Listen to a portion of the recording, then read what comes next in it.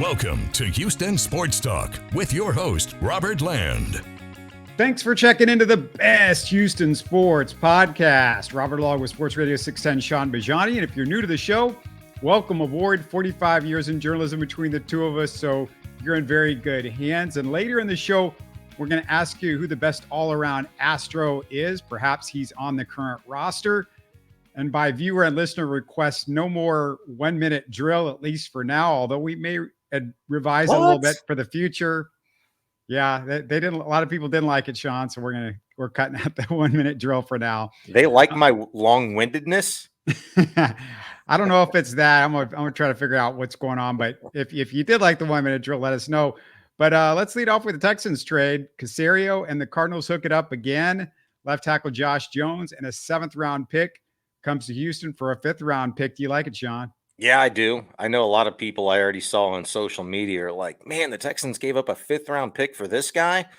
Well, this guy is a starting level quality, guard tackle in this league. And it's a position of need right now for the Texans. I think it says a couple of things.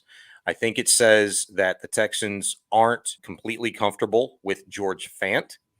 I also think in that regard, it could mean the Texans really need a security blanket from a depth standpoint. Maybe Fant is playing through a little bit of injury. Maybe they're not satisfied. In fact, I wouldn't be surprised if this is the case. They're not satisfied in second-year player Austin Deculus or Tyler Beach. I know Killen Zaire, as we all know by now, has been placed on season-ending IR. Charlie Heck hasn't put pads on once this training camp. Looks really good walking around over there. But the Texans have been really hurting for quality at the tackle position. And look, we're at the point now where it's so important to protect your franchise quarterback. They haven't outright said CJ Stroud is the starter, but he's the freaking starter. And we are not at a point right now to where you can go out there and just say, Laramie Tunsil's a shoo-in for 17 games. He'll be fine. You got to be careful. You need depth and you need quality depth. So I think getting a starting level, swing guard tackle for a 5th round pick and getting him the heck out of purgatory, with the Cardinals, who are going to stink this year on purpose, bringing him over to a team that's building, it's a pretty dang good deal. So if it cost you a 5th round pick to protect your franchise quarterback, so be it. Yeah, I'm going to get to the 5th round pick part of that in just a second, Shaun, but I haven't heard from you. Whose house? Coug's house. This is the 3rd guy that they've added this offseason from the Cougars. Case Keenum, Tank Dell. Yeah, man. Hey, this thing is chock full of little Big 12 SEC action, right? They got everybody else from Alabama, and they wanted to get some Big 12 blood in there. Of course, I guess he's technically American Conference, but whatever. Also a Houstonian, went to George Bush High School here. Yeah. In 3 years, the 3rd round pick, he was a 3rd round pick, was versatile.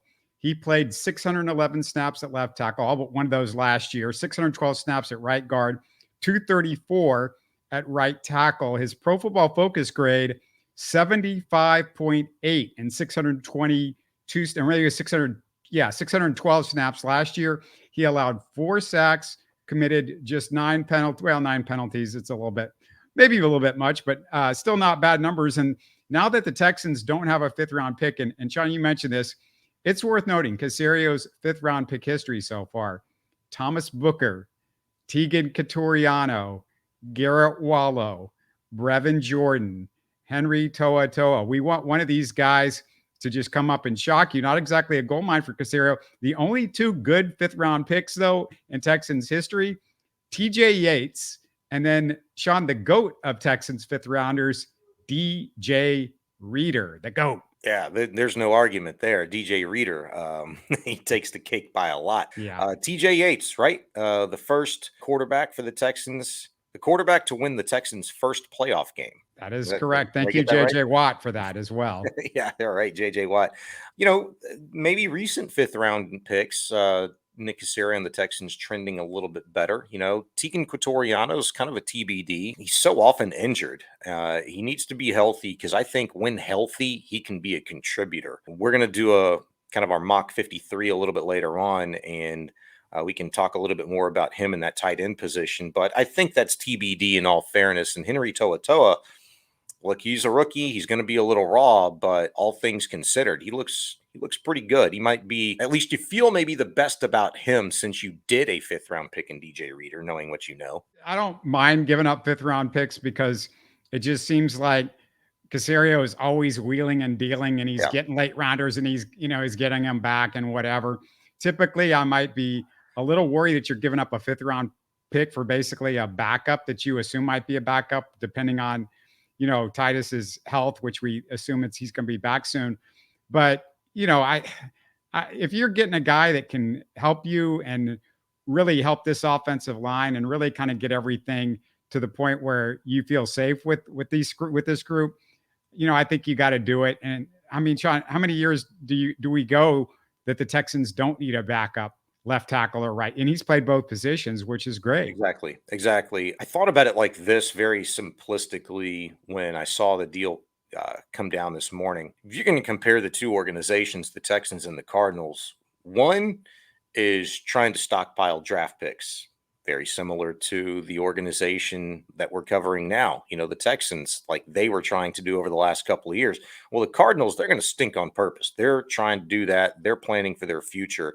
The Texans, they've got some cornerstone pieces, at least who they think, they've invested in, obviously quarterback, defensive end, the linebacker position as well. And Christian Harrison, Henry To'oto'o, they bringing in some veterans. But I say all that just to make a quick point in that there's one organization that's really worried about stockpiling draft picks. And there's another organization that has kind of turned that page, and they're just trying to get good quality players in to protect their investment with whom they used high value draft picks for, namely CJ Stroud. And there's a relationship between those two general managers. We talked about that after the Will Anderson trade. Before I ask Sean to predict the 53 man, Sean, friend of the show, John Crumpler, made a great point that got me excited about the offense. He said in Saturday's preseason game, they used motion offensively 56.3% of the time. Doesn't seem like a lot, but last preseason under Pep's offense, they use motion 25% of the time, and it's only preseason, son. So you got to assume there's a lot more in the bag for real football in 2.5 weeks too. I feel like that's a lot. I think if they stayed in the 50 percentile, they would be probably tops in the league in terms of pre-snap motion. It's been a long time since I looked at those numbers, but you could guess the teams, Kansas City, San Francisco, Los Angeles, the Rams, Cincinnati, Buffalo. Those teams, I think maybe even Baltimore, when Lamar Jackson is on the field and healthy, they use it quite a bit as well. Obviously, Mike McDaniel, those are your teams that are going to use it. I don't even think they were in the 40th percentile. I could be wrong on that. I don't think they were in the 40th percentile, 50%, 56%, whatever it was. That's quite a bit. I was actually shocked to see them do that as much in the preseason, because we're all talking about, preseason, Bobby Slowick, new offensive coordinator, new offense. How much do you really want to put what you're going to do on tape? Pre-snap motion really isn't that. Ultimately, I kind of convinced myself, all right, I don't think he's really showing too much because mainly, look, you haven't had Tank Dell out there. He's going to be an integral part of this offense. So without him, there's only so much you can show. And they use Steven Sims in a similar role. Robert Woods, maybe a little bit. They've moved him inside, outside, like I think they're going to do with Tank, who they've put outside a little bit more lately. But I say all that because pre-snap motion is ultimately you trying to make the offensive line and the quarterback's job a little bit easier to see what coverage, the defense is in. Also, too, you're trying to out-leverage certain opponents at times. So I like it. I don't think it's going to be near as much come the regular season, though. DeMeco says he's running the starters for the Saints for at least a couple of series. You good with that? Absolutely. I think it's really important. We know what we're getting from Tank Dell at this point in time. I think everybody understands that he could be a really special player in this offense for the Texans and CJ Stroud. I think he's going to be a pretty central figure in it with, Nico Collins. And I'm just guesstimating, but just looking at the way that they've used Nico Collins and moving him around. Sometimes he's in the slot. Sometimes he's, spread out wide. Sometimes he's coming in motion. We saw it the other night in the Dolphins game where they sent him in a little motion and they gave him a little bubble screen around the end. So they're using these guys in multiple different ways. And I think it's important to get your dudes in the huddle and as close, albeit a preseason game, as close to a situation that you can simulate a regular season game to, even if it's for just 2 series. It could be more, but I think what DeMeco's looking for, what Bobby Slowick would like to see from CJ Stroud in his first team offense, is another sustained drive. Keep CJ in a really good flow. Still think he probably needs some work getting a play into the huddle. We talked about the miscommunication between CJ and Dalton Schultz. That play on the first drive down around the end zone. There was a clear miscommunication there. Maybe CJ gave him the wrong route. Maybe Dalton ran the wrong one. You'll never know. But I think we're all to assume fairly that the rookie probably messed it up. So I think just more reps, the better for CJ in this first team offense. The defense, I'm sure you want to see them giving up 400 or 500 yards again on the ground. That would be your goal. Sure. Yeah. Are we in tank mode again? Because that would be fantastic. It's preseason. It doesn't matter. No, look, I just want to see an improvement. That's number one. Set the edge. Set the edge. You gotta be able to set the edge, but you got to be able to tackle too, man. Don't excuse the interior either, because I get what you did the first play. You had that TFL for a 5-yard loss, with Anderson and Jacob Martin. Who else was in there? Malik Collins. All three of those guys just exploded through the middle. Well, the very next play, they ran for 7 yards right up the gut. Those stubborn Mike McDaniel Dolphins, they put their head down, they went right back at you. So it's about consistency. It's about continuing to sit in those gaps, get off blocks. Look, Roy Lopez, who I think is going to be a big part of what the Texans are doing on the interior line. I think he's stuck out like a sore thumb, and in a good way. He's bigger, he's stronger, he's more explosive. He's gotten off of blocks. He was in the backfield to flush the pocket a couple of times in the Dolphins game. He didn't practice today. He needs to stay healthy. Malik Collins has to be Mr. Consistent. Sheldon Rankins, Hassan Ridgeway, those guys have got to play like the veterans and thrive in this DeMeco Ryans system like they're supposed to. So the interior line's big. You need to see better tackling.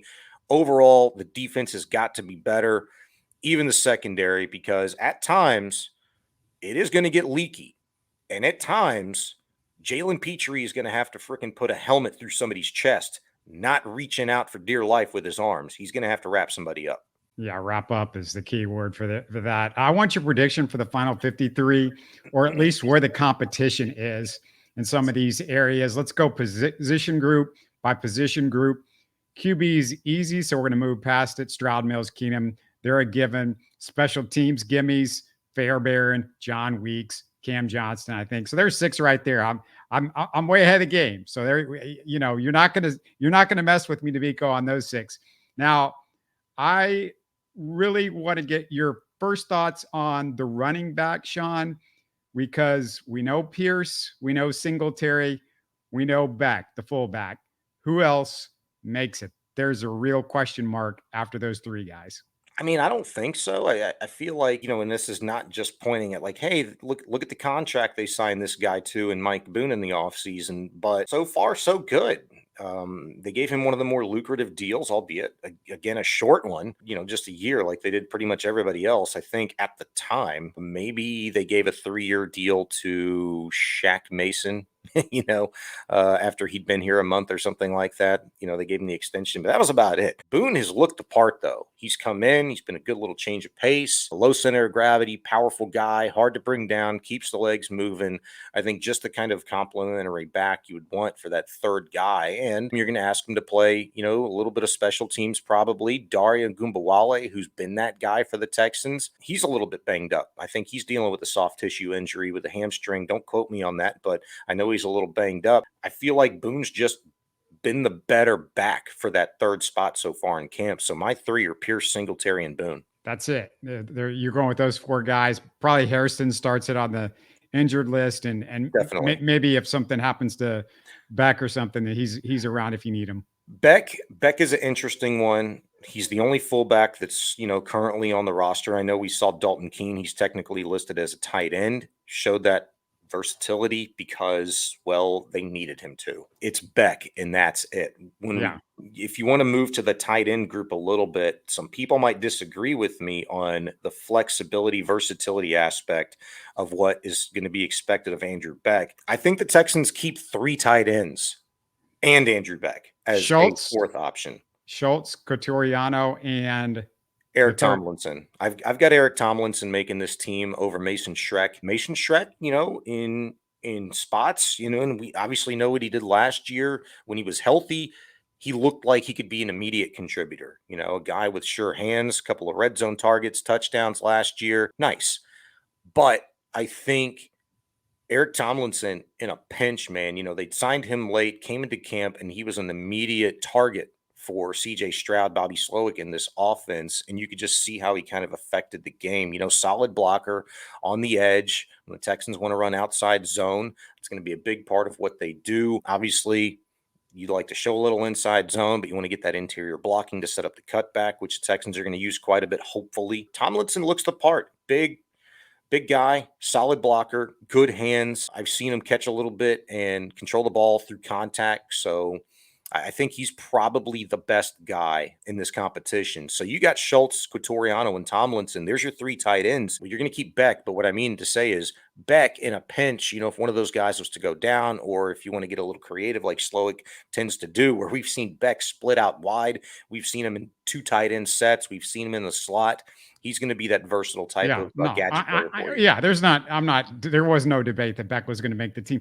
Brevin Jordan, though, is a guy that you haven't mentioned yet. I believe he's been back out there playing this week. So I don't know what happens if they find an injury for him after bringing him back, or it's just he's gone. I mean, I don't see him making this team. It's just he's been too inconsistent. When he was healthy, I think he's a different kind of end than the Texans are looking for. When you play tight end for this in this offense, you've got to do everything really well. You got to block. You got to be able to catch through contact, run good routes. And I think you've got three more complete players at that position ahead of Brevin Jordan. And look, DeMeco Ryans even said it the other day when he's asked about, hey, there's 30 some odd guys you're going to have a tough conversation with. And he didn't pull any punches, said, hey, man, I don't blow smoke. I'm going to tell it like it is. That's that former player, talking right there.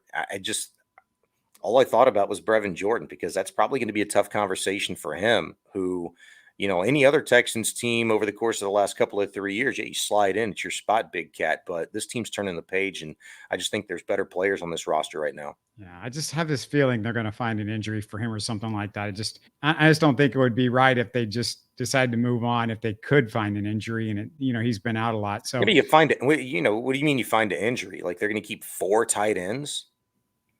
Well, just never know when somebody's going to go down. Like some guy named Tegan Quatoriano, who we talk about, goes down all the time. So that's fair. But then that's why I'm talking about Andrew Beck so much, is that he is that versatile guy, that could slide in there and fill that role for what the Texans have been doing to this point in camp with, multiple tight end sets. Yeah, you got to bank on Hairston coming back because you still want him to play some fullback for you too.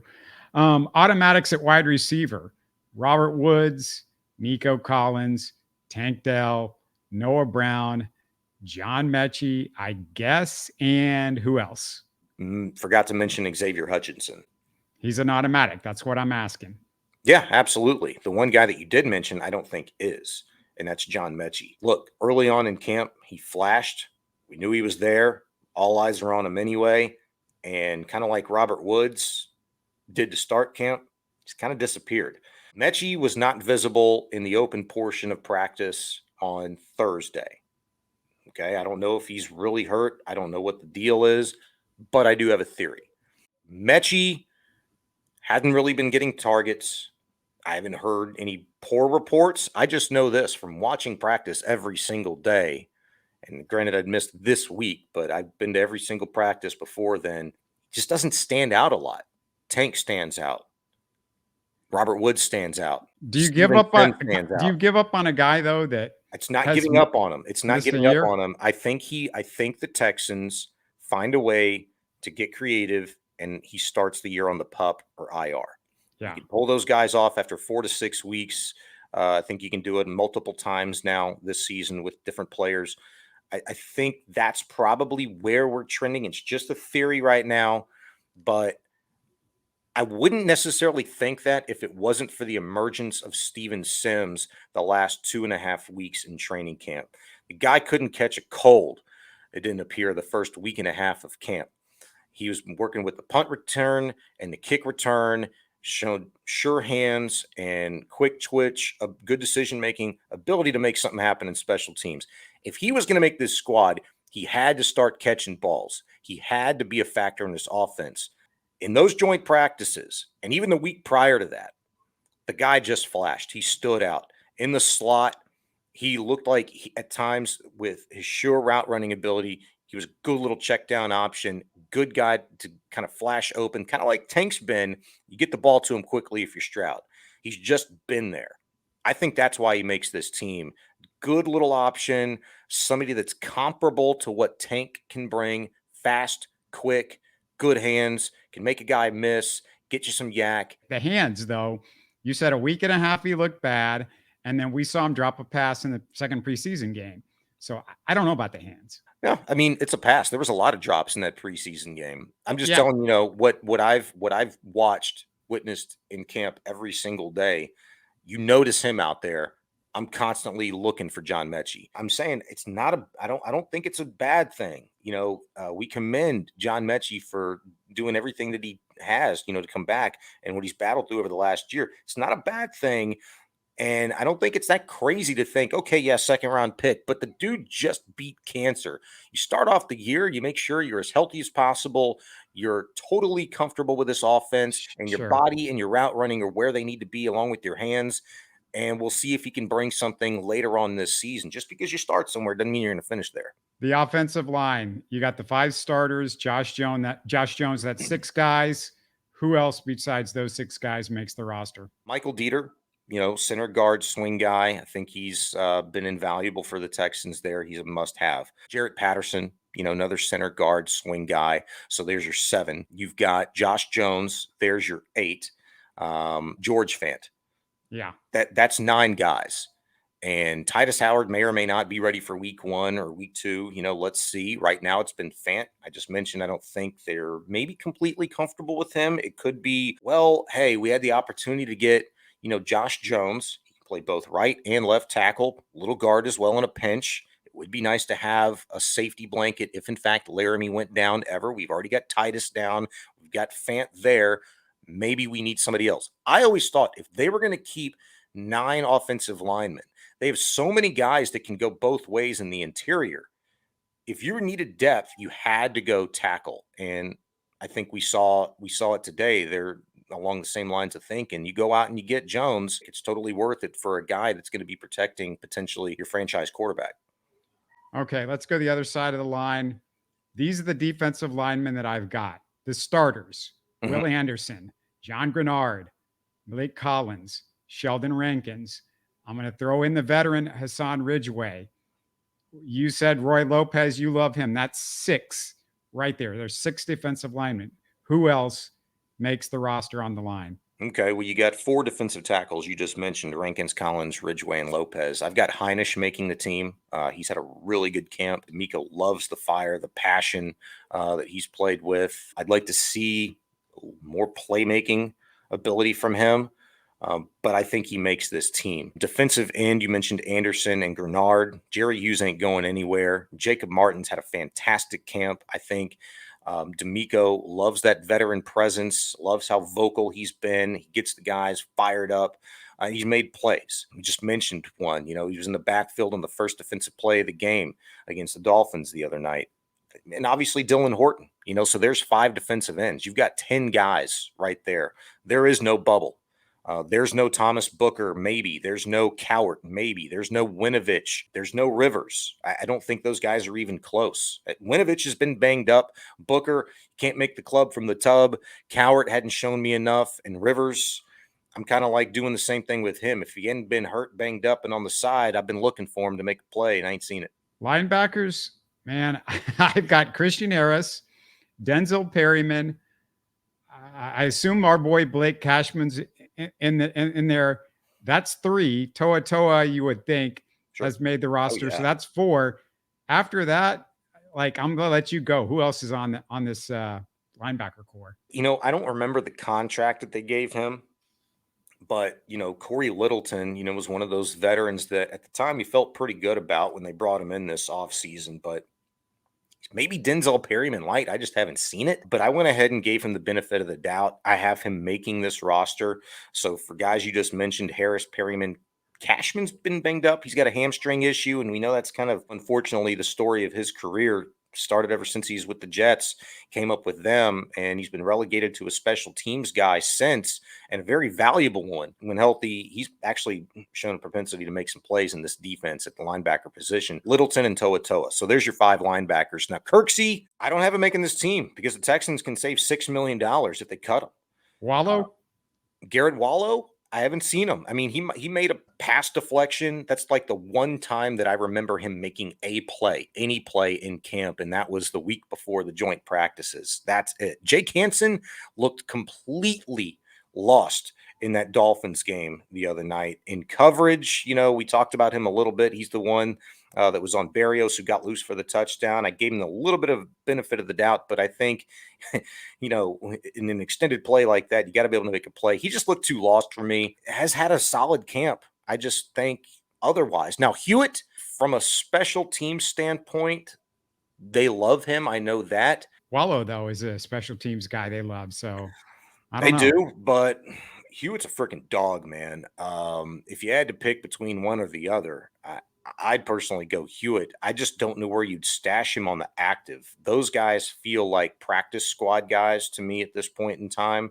What's Wallow? You said a 5th round pick, once upon a time ago. Look, he had problems staying healthy last year. And when he was healthy, granted, don't judge hardly anything by that crap coaching staff and a horrible defense last year, but he just never looked like he fit in and really belonged on a football field as a defensive player. So he just hasn't popped for me. The other guys have. Corey Littleton is kind of a benefit of the doubt guy. I don't think he's really going to go anywhere if he's cut. That would be a really shocker. That'd be a big shocker to me, actually. But I feel like they're going to find a spot for or Hewitt and Wallow.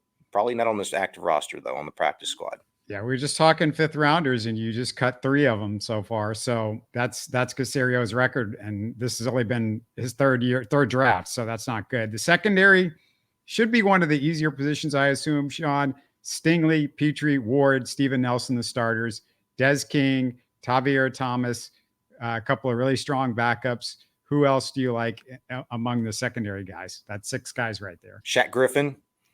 Really, really like him. I think he's had a much better camp as they've gone along. Holman seems to make a play almost every day. He's in the mix. He's around the ball. I think they really like him. Griffin's on the same contract that Steven Nelson started the season with. And, he got a new deal worked, but it's $3.5 million. And I think with incentives, it can go up a little bit if he meets them, playing requirements, performance bonuses, stuff like that. But I think Griffin's, a lock.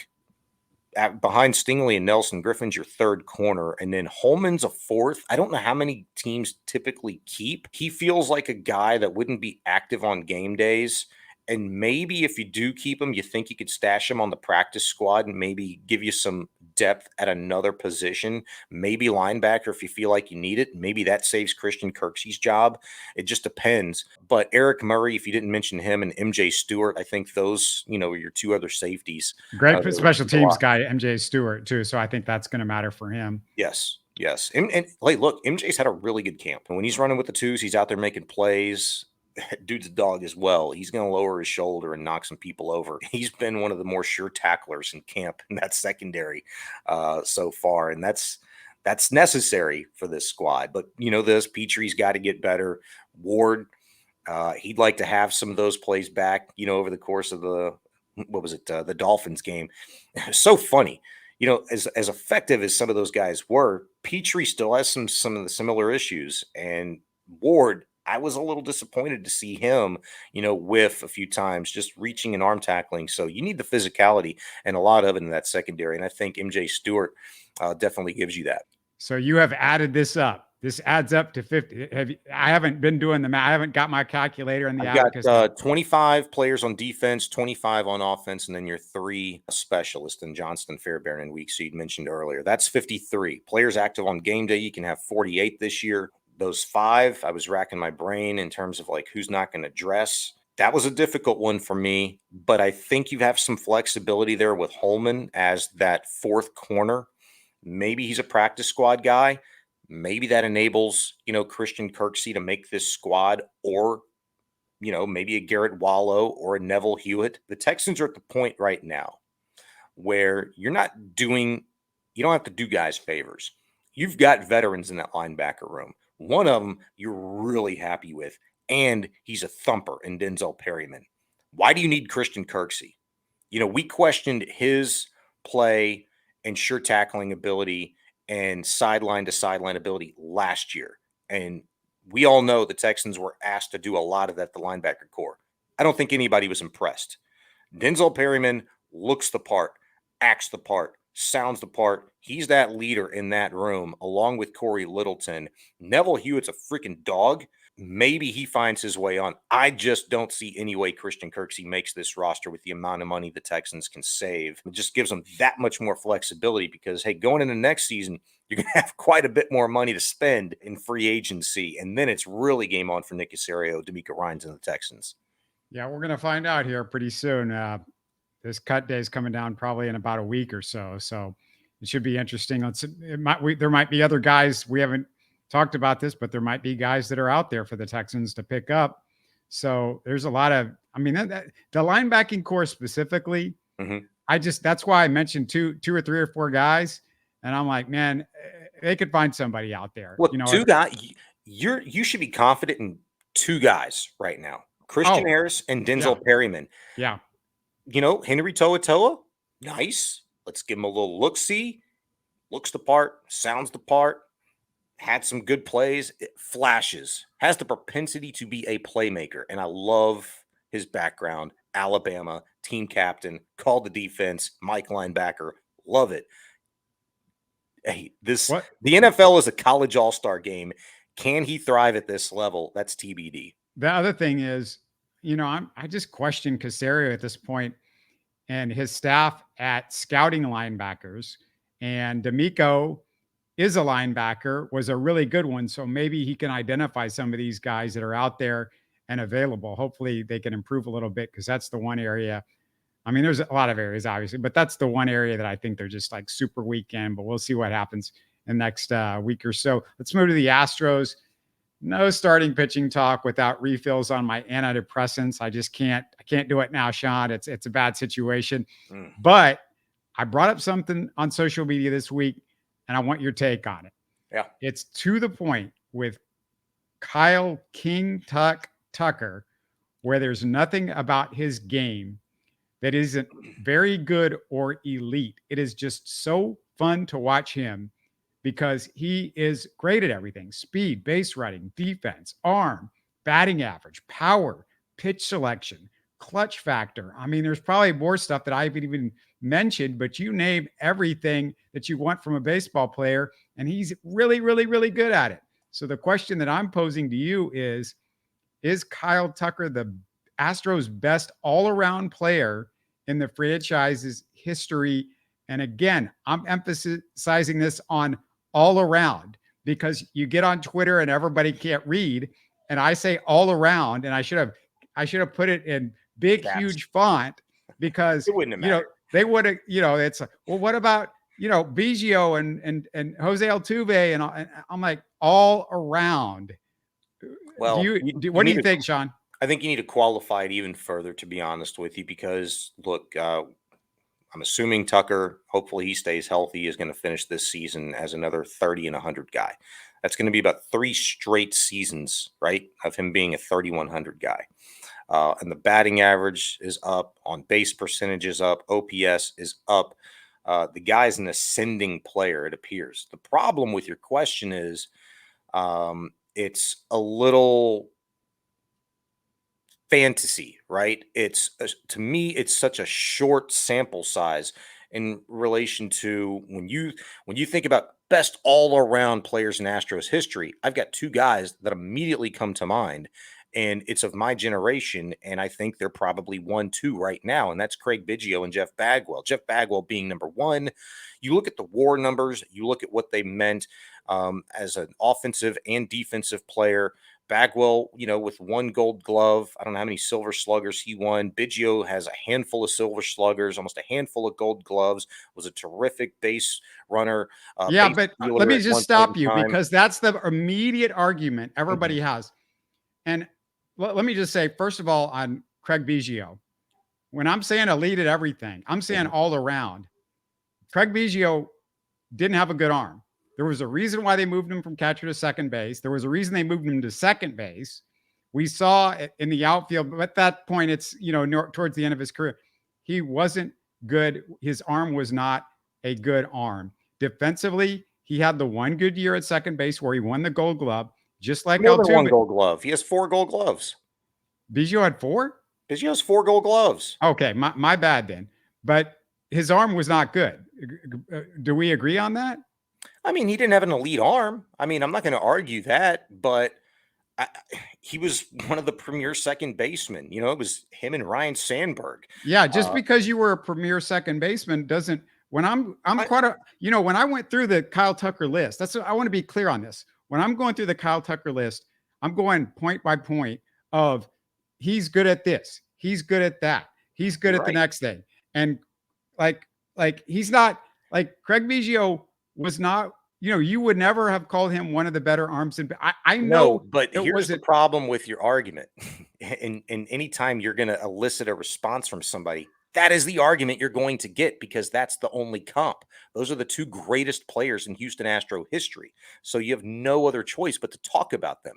The problem is sample size. Kyle Tucker, if he does this at an elite level with all of these things, arm. Well, we're only getting 2 more years. We're getting 2 more years of the guy, and that's it. So he's not going to be the best. Don't ask the question because if you only get 2 more years of it, no. It doesn't mean you're a worse all-around player because you signed with another team after being with the Astros for 7 or 8 years. Like in the history of baseball, there's not a lot of these Hall of Famers that just stay with their team. Is he going to be the best in a 5-year stretch? Sure, but. Ultimately, when you look at the totality of defensive runs saved, WAR, all of this stuff, like, I don't know, it actually might be pretty comparable since the Astros have been routinely the best or one of the best teams and winning 100+ games every year for the better part of the last 6 years. And he's been a part of it for the most part. Those numbers are probably going to be exacerbated and up there in comparison with those guys. But the real argument is not Biggio. Okay. You mentioned the guy earlier. You haven't gone back to him. The real argument's Jeff Bagwell because Jeff Bagwell was a great base runner. My only good base runner, very good defender. Only 2 things with Jeff Bagwell, and and one of these things goes with Biggio too. I said clutch. Bagwell and Biggio were not clutch in the playoffs. And we're talking about every single phase. Right. And those 2 guys did not show up in the playoffs. Not saying that Kyle Tucker's postseason numbers are fantastic, but he's like 70 points OPS better, I know, than Bagwell, who's got the real argument, I think, of those 2 guys. Because Jeff Bagwell, look, Biggio, he was a great base runner as far as steals, but Jeff Bagwell was, just one of the smartest base runners ever. And I think Kyle Tucker is Jeff Bagwell smart as far as that's one of the things where I really think of Jeff when I watch Kyle Tucker. The power numbers. That's interesting. Bagwell is right there with Kyle Tucker. Bagwell, considering he was in the dome and considering his overall numbers, he was probably better. Yeah, he's a better power hitter, better average hitter, but both were great power. Both guys, great power, great average. No question about it. You'd give Bagwell the edge as far as how good he was, but they're both 2 of the better at that in the game. Yeah. Jeff Bagwell's arm. Everybody remembers the arm where it almost falls off. I had to really think back about this because Jeff Bagwell had a pretty good arm early in his career. I don't know if it was elite arm. It's a first baseman, so it's really hard to compare first base and right field. Jeff Bagwell was brought up as a third baseman, but people forget the reason why he moved to first base was the guy over there had a cannon. His name was Ken Caminetti. And then he was also fighting against Wade Boggs in Boston. But I don't know if it had to do with he wasn't as good defensively because you could have always moved one of those guys to DH because it is the American League. But Jeff Bagwell is the real argument. And if people want to give me Jeff Bagwell over Kyle Tucker, that's fine. But if you clutch, want to have the conversation and go apples to apples, then literally do it from, when Tucker began as a 22-year-old, 23-year-old to now, and compare that same stretch to when Bagwell was the same age, to when Biggio was the same age. Go apples to apples that way and look at those numbers. I was thinking about this, and it's just a thought. I don't know the numbers, but I am curious to actually go back and look. I do know Biggio's numbers in the postseason weren't great. They weren't very good. Compare those to his counterpart, his succession, the one who succeeded him at second base, and Jose Altuve destroys those numbers in the postseason. I'd be curious as to go back and look. Well, when did Biggio actually make the postseason for the first time? How old was he? And how many opportunities did he get? That small sample size compared to like an Altuve stretch of the same amount of games, plate appearances, whatever. What does that look like? If you want to go apples to apples that way, you could do that just for the sake of argument. I just think it's a very difficult question. It's a fun convo. But when you're comparing such a small sample size for Kyle Tucker, and you're talking about the greatest in a franchise history, two guys that were lifers 15 and 20 years at their respective positions, multiple of them if you're Biggio, it's difficult because you look at the totality of the numbers, right? And Kyle Tucker is probably not going to obtain those numbers here in the city of Houston wearing an Astros uniform. We hope he does. And if he does, fantastic. 5 years down the road, we can start really having that conversation in terms of like from a cumulative standpoint, who's the best all around. There's other factors, obviously longevity and things like that, that will come to play. I just think it's a difficult one always, but it's a fun. Yeah. The thing is, and here's the thing about the postseason. Craig Biggio was in his absolute prime when the Astros started making postseasons. Was it 97 or 98? Shaun, 97 was their first postseason. Okay, Biggio was 31 years old. He began in Major League Baseball in 1988. So it was 9 years into his career. Kyle Tucker's already played a few years in the postseason, and he's had to play in the postseason when he was a kid, and his OPS numbers in the postseason are in the 750s, where Biggio's OPS in the postseason is 618, 150 points less. Biggio had 9 or 10 years of experience and was in his prime when he started going to the postseason. Now, I get it. Some of those later postseasons were not in his prime, but we know what he did in those early postseasons, and it wasn't good. And that's what I'm saying. Like all around, that's why I said when I was talking about Kyle Tucker, I was saying clutch. And look, Jeff Bagwell, man, you look at his numbers in the regular season, that dude was clutch. Go look at him again. Yeah. But in the postseason, it wasn't. But Bagwell in the regular season, he makes Kyle Tucker's clutch numbers not look all that great. It's upper 900s OPS for Jeff Bagwell in clutch situations in the regular season. Over 300 batting average, which is pretty close to what I think Kyle Tucker is. I know this year I'm trying to remember if I looked at his overall, but yeah, the real argument to me is overall everything put together. It's between Jeff Bagwell and Kyle Tucker to me, as and unless somebody out there, Shaun, let me ask you, I'm just 25 years old. So Cesar Cedeno, you remember Cesar Cedeno? What kind of all around player was it? Get out of here. Get out of here. Don't give me your Cesar Cedenos, your Jose Cruzes. Don't give me any of those guys. And Jimmy Wynn for that matter, right? But Cedeno could do everything he had speed, he had the arm, he had power. He could hit for average. You look at his numbers, especially when he's in the dome. Oh, sure. You have to almost factor that in. But, his numbers aren't going to look as good as these other guys because he was in the dome the whole time. Yeah, but the numbers are still the numbers. He was another guy, who had multiple, gold gloves. Is he still the franchise leader in stolen bases? If he's not, I know he's still up there. And he got to start really, really young. Wasn't he like 18, 19 years old? when he made his debut. Yeah, that's the longevity.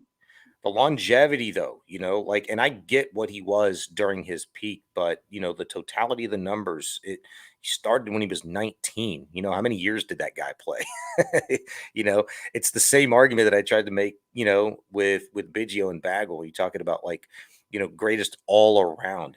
He was not only really great at his peak, but he did it for a long time.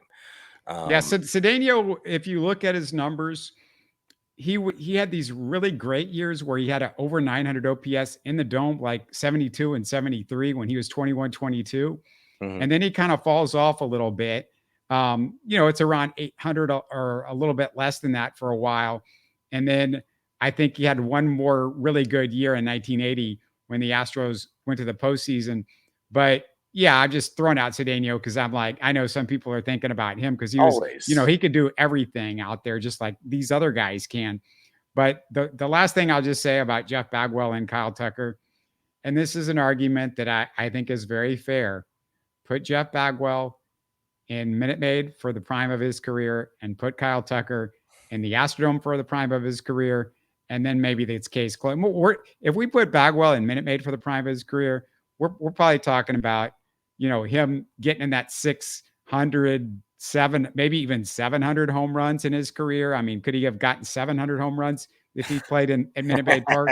Who knows? I don't know. That you letting that juice box get to you a little bit, the Crawford boxes. But yeah, he would have deposited a lot of balls in the Crawford boxes. There's no question about that. How many? I wish we could go back and see like StatCast, numbers for the long outs into left center field. Ball that Bagwell just blasted out there in the dome, all for naught. And see, like how many stadiums would have been home runs in the 2020s, or the 2010s, those decades. Because yeah, he missed out. There's no question about that. But guess what? That's that generational question, man. You could say the same thing for some of the greatest home run hitters, all throughout the generations. How many dudes, had to play in these gigantic ballparks, with these huge center fields and, like national leaguers like Wrigley Field. I know it's windy. Okay. But, give me the numbers. It's 353 down the line in left field at Wrigley. There were some really great home run hitters that had to play there for the entirety of their career. The power alleys over there, a long ways away. How many bombs did they get robbed of because the wind was blowing in those days? Or, they hit the ball off the bat where you could have poked one in the Crawford boxes this day and age, but out in Wrigley, it was a lazy fly ball on a windy day.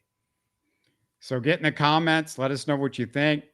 Is it Jeff Bagwell, the best all-around Astro? Who's the best all-around Astro? Kyle Tucker, where do you put him in this group? And we want to hear from you there. We also want to hear, what you thought about the 1 minute drill. Maybe we'll do a 90-second drill. Is that all right? Like what do you like and don't like about it? Definitely want to hear everybody's thoughts on that. Get in the comments on YouTube for sure. I feel like I gave people the best alternative today. Like I was a little bit shorter, more succinct without the timer, the buzzer thing. We'll find out. We'll find out what everybody thinks out there for sure. We'll talk to you guys with the live Texans post game on Sunday. Looking forward to that. Some more football. Can't wait. We're just a couple and a half weeks away. So little Texans football, and hopefully the Astros can find some magic in those arms again. That would be fantastic. But we'll talk to you later. You're listening to Houston Sports Talk. Hey, don't forget to support us by subscribing and commenting on YouTube. You can always listen to us on Spotify, Apple, or your favorite podcast app. Tell your friends about us and share our show links on social media. Spread the word, everybody. Thanks for listening.